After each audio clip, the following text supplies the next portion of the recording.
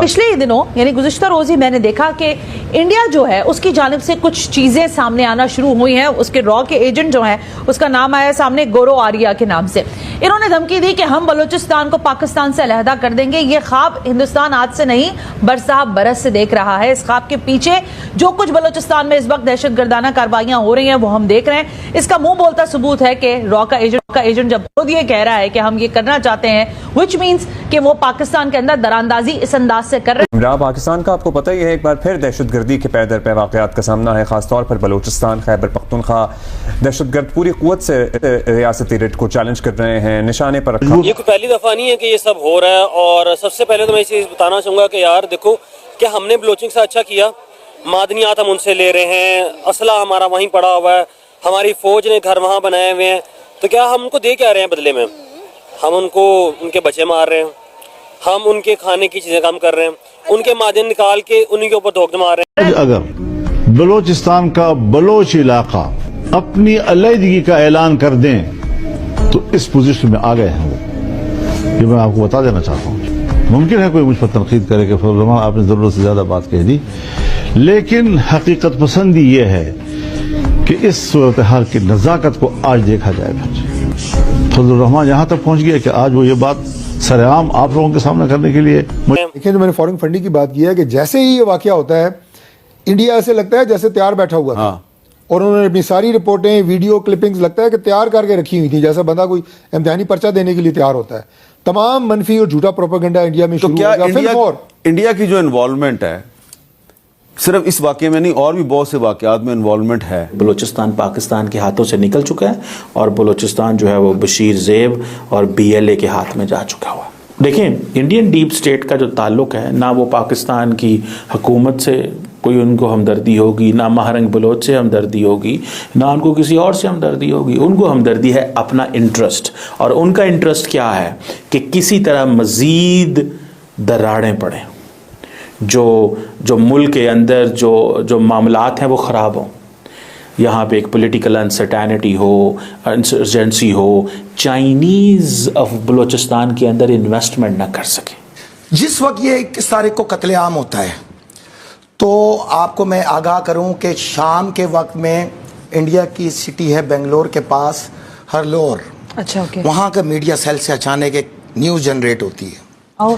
और वो ये जो बाहर सहाफ़ी बैठे हुए हैं CIA और MI6 के पैरोल पे पाकिस्तानी 10 मिनट के अंदर उसको कॉपी करके एक नुक्ते को उठाते हैं।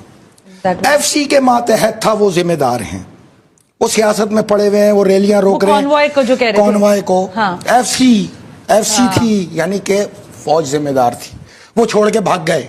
यही बातें चल रही थी ना।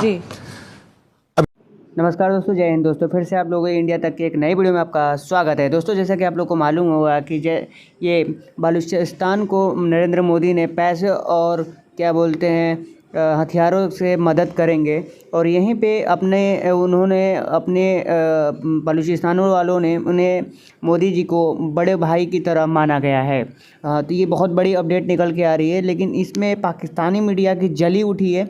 पाकिस्तानी मीडिया क्या कह रही है, सबसे पहले हम लोग इस पे ध्यान देंगे। लेकिन एक बात ध्यान देने से पहले बता दे रहा हूँ कि जो पाकिस्तानी मीडिया है वो काफ़ी ज़्यादा नाराज़गी से साथी है, क्योंकि उसे कोई हेल्प नहीं करता है और ना ही उसकी कोई मदद करता है किसी भी प्रकार की। वहीं पे इंडिया ने मदद किया है, यानी मोदी जी ने मदद किया है बलूचिस्तान को, तो इस बात से काफ़ी ज़्यादा नाराज़गी दिखा रही है। पाकिस्तान मीडिया हैरान है कि आखिर में दुनिया में करना क्या चाह रहा है इंडिया, और इंडिया की जो स्मार्ट तकनीकी हैं उससे काफ़ी ज़्यादा प्रभावित लोग हो रहे हैं। तो आइए देखते हैं पाकिस्तानी मीडिया क्या बोल रही है। ये मेरे लिए तो बड़ा तवज्जो तलब था। मैंने इस पे रिसर्च की। अब रिसर्च के अंदर से ये तो देखें ना, ये तमाम डिटेल मैं आपको दे रहा हूँ जो इसने तालिबान कैदी छोड़े, एक 1 बाय 1। ये आर्मी चीफ की 2023 और 24 की जो ऑपरेशन हुए, 54,000 ऑपरेशन, 54,000, जिसके अंदर सैकड़ों आपके फौजी शहीद हुए, लेकिन हजारों दहशतगर्द भी उसने मारे। तुम जो कह रहे हो ना सियासत पे तवज्जो दी, ये आओ ये ऑपरेशंस की एक डिटेल देता हूं मैं। हाँ। ये TTP वालों ने 1 लाख हम पाकिस्तानियों को मारा, तुम उनको छोड़ते रहे, उनको पालते रहे, उनको पोसते रहे, उनको ताकतवर करते रहे। क्या हम तुम पर लानत ना करें? क्या हम इंसान नहीं है? क्या गैरत तुम्हारे घर की लौंडी का नाम है? ये गैरत हर उस शख्स के अंदर है जो गैरतमंद पाकिस्तानी है। और अफसोस का मुकाम यह है कि ना शहबाज शरीफ ने ताजियत की, ना आसिफ जरदारी ने ताजियत की, ना उसकी हुकूमतों ने ताजियत की। अब देखिए, इंडिया की स्टोरी तो बड़ी सक्सेसफुल है। वो कहते हैं हमने बांग्लादेश आज़ाद नहीं करवाया था। क्या हमने बांग्लादेश आज़ाद नहीं करवाया था? मैं एक फेडरल सेक्रेटरी की आपको स्टोरी सुनाता हूँ। एक दफ़ा शहबाज नवाज शरीफ साहब को ब्रीफिंग दे रहे थे तो उन्होंने कहा हालात बड़े ख़राब हैं, हालात बड़े ख़राब हैं। ये पुरानी बात है, 2015-16 की बात, आज से 8-9-10 साल पहले की बात सुना रहा हूँ। तो उन्होंने कहा जी हालात बड़े ख़राब हैं। उन्होंने कहा जी शायद बांग्लादेश वाले हालात बन रहे हैं, क्योंकि फिर फ़ौज का कहना यह है कि जी वहाँ तो हम पहुँच नहीं सकते थे, हमारे लिए एयर ब्लॉकेट कर दिया गया था, ये कर दिया गया था, वो कर दिया गया था।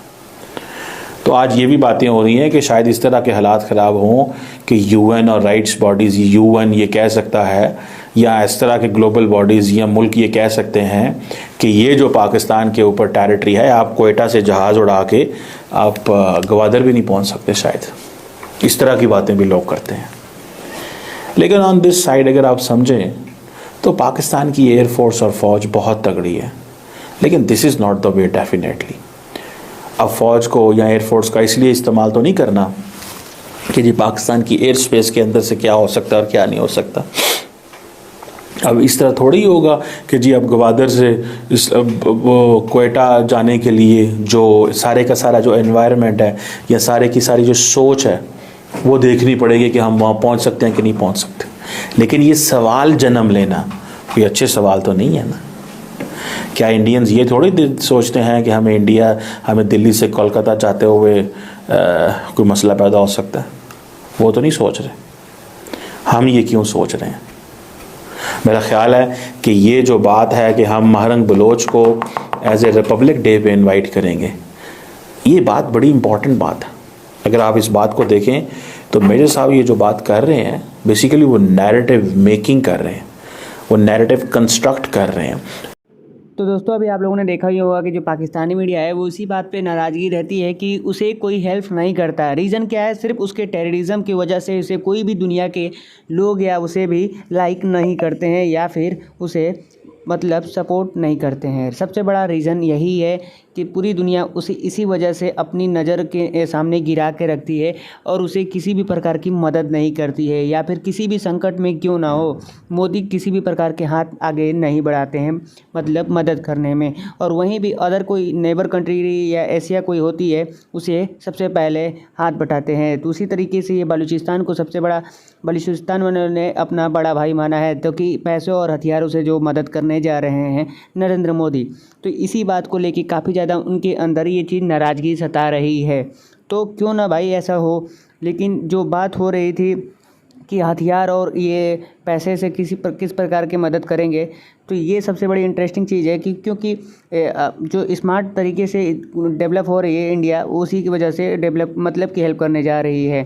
तो दोस्तों, उम्मीद करता हूँ ये वीडियो आप लोगों को काफ़ी ज़्यादा पसंद आया होगा। अगर वीडियो पसंद आया हो तो प्लीज़ लाइक एंड सब्सक्राइब जरूर करिए। फिर मिलते हैं।